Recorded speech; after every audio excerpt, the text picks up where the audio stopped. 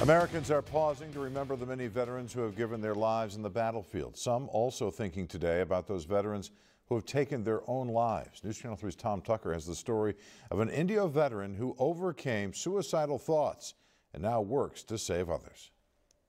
A friend captured the footage showing Marine Corps Chief Warrant Officer Jeff Gonzalez packing up and saying goodbye to his family at their home in Camp Pendleton in 2012. As Gonzalez and his unit deployed to Afghanistan.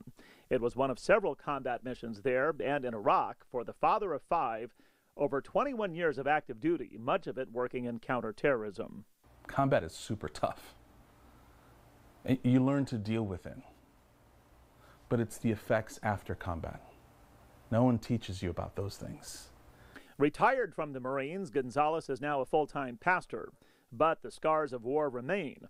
Struggling with PTSD in 2014, he says he nearly committed suicide. I remember falling to my knees and then getting into the fetal position. I'm thinking, why am I feeling this way? I need to snap out, and I couldn't. Gonzalez credits God's grace for making it through his dark period. Unfortunately, the outcome was not the same for 10 of his friends who did take their own lives, including Gunnery Sergeant Von P. Canless. He never let anyone know that he was struggling. The key for a veteran or anyone struggling with suicidal thoughts, says Gonzalez, is to simply reach out for help.